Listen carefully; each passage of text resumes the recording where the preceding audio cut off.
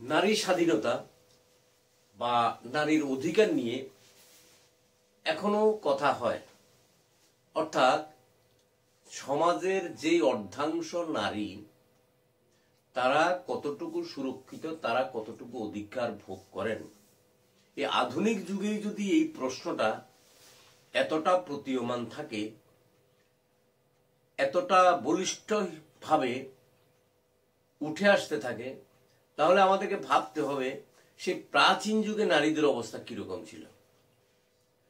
তো নারীদের স্বাধীনতা আমরা মনুস্মৃতি বা অন্যান্য যে সমস্ত ব্রাহ্মণ্য ধর্ম বা ব্রাহ্মণ্য শাস্ত্র আছে সেখানে সেভাবে নারীর অধিকার স্বীকৃত হয়নি, এটা ঘটনা।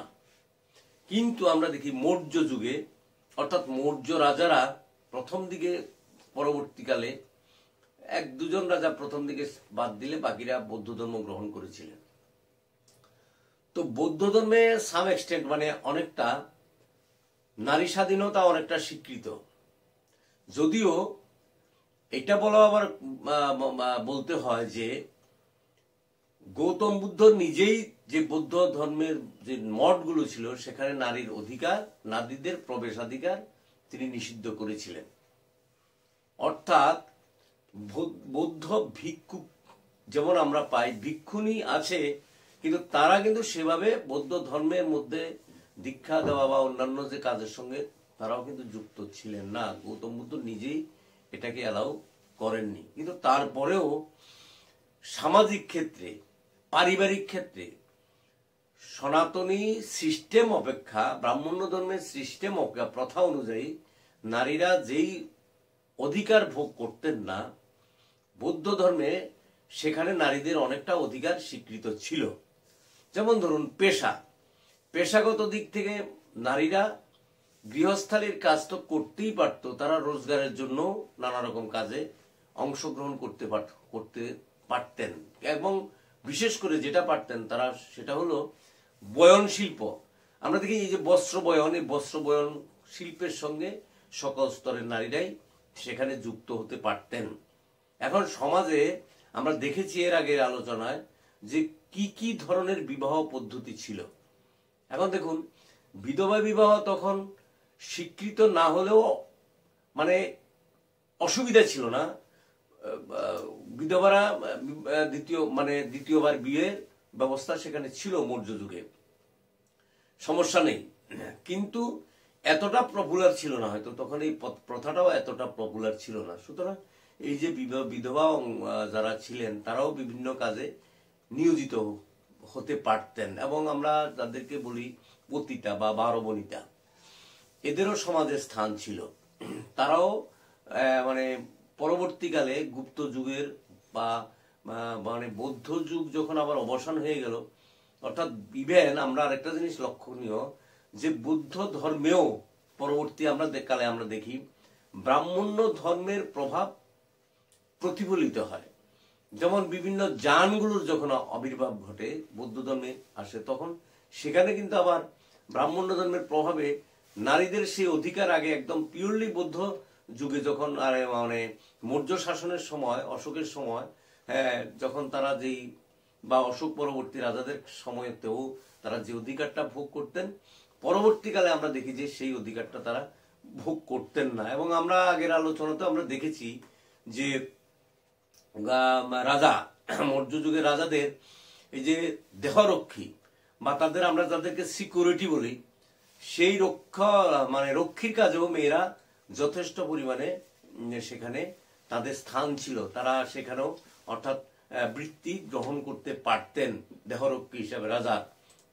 আমরা বিশেষ করে চন্দ্রগুপ্ত মৌর্যের সময় তো আমরা দেখতেই পাচ্ছি যে যথেষ্ট পরিমাণে তাদের সেখানে তাদেরকে নিয়োগ করা হতো।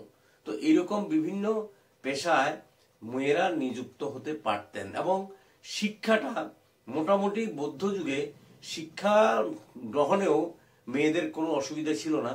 কিন্তু যদিও ওই যে ব্রাহ্মণ্য ধর্মের যে প্রভাবটা ছিল, উচ্চবর্গীয় বা ব্রাহ্মণ শ্রেণীর মধ্যে বা উচ্চবর্গীয়দের মধ্যে যতটা ছিল, নিম্নবর্গীয় মানুষের মধ্যে শিক্ষার মহিলারা সেই শিক্ষার সুযোগটা পেতেন না, সেভাবে শিক্ষার ব্যবস্থাটাও সেখানে ছিল না।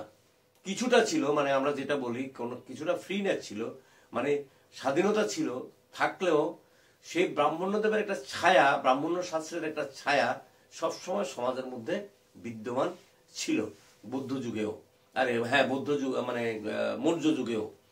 তো আমরা যদি পরবর্তী সময়ে যদি আমরা চিন্তা করি গুপ্ত যুগের কাছে সময়ে, দেখা যায় কি যে বিবাহ পদ্ধতি আগে যেমন ছিল সেগুলি অনেকটা পরিবর্তন হয়ে গেছে গুপ্ত যুগে। আমরা পরবর্তী সময়ে গুপ্ত যুগ সম্পর্কে আমরা আলোচনা করব। এখন গুপ্ত যুগে কি হচ্ছিল, যে ব্রাহ্মণ্য ধর্মের প্রভাব হলে বৃদ্ধি পাওয়ার ফলে, অর্থাৎ ব্রাহ্মণদের প্রাধান্য সমাজে বৃদ্ধি পাওয়ার ফলে মৌর্য যুগে যে লিবারেল, অর্থাৎ বৌদ্ধ ধর্মের এই যে আমরা বলি সমাজের যে ভাগ, চারটে ভাগ, যেমন ব্রাহ্মণ, ক্ষত্রিয়, বৈশ্য, শূদ্র, এবং এখানে যারা অন্তর্জ শ্রেণী ছিল অর্থাৎ এই চার বর্ণের বাইরে যে সমস্ত লোকরা ছিল তাদের কিন্তু মানুষ হিসাবেই তাদেরকে গণ্য করা হতো না, অর্থাৎ তারা সমাজ থেকে সম্পূর্ণ আলাদা, তাদের ওই রকম অধিকার বলতে বোধই তখন তারা ছিল না, সেটা ছিল না আর কি।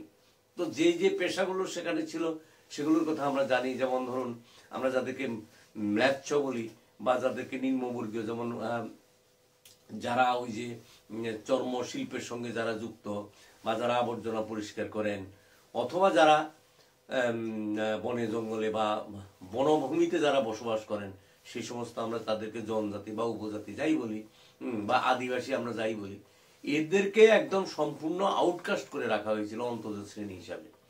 তো সেখানে যেখানে এরা টোটাল কমিউনিটিটাই এরকম ছিল, তো সুতরাং সেখানে তাদের অবস্থাটা কি ছিল, নারীদের অবস্থাটা কত খারাপ ছিল আপনি দেখুন সেখানে।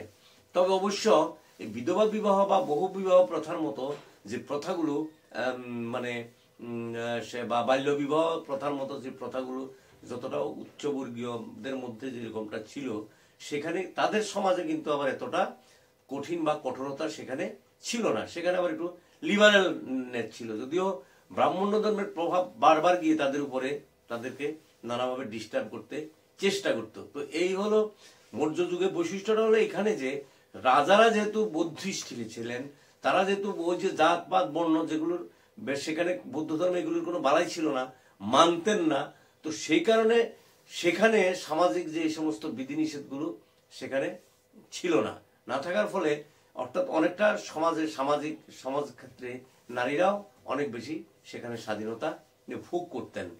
তো এই যে বৌদ্ধ মানে মৌর্য যুগের যেই চিত্রটা আমরা সংক্ষেপে বললাম, এই চিত্রটা সেখানে বর্তমান ছিল। তো যদি বন্ধুরা এই ভিডিওটি ভালো লাগে তাহলে দেখবেন, সাবস্ক্রাইব করবেন এবং শেয়ার করবেন। ভালো থাকবেন।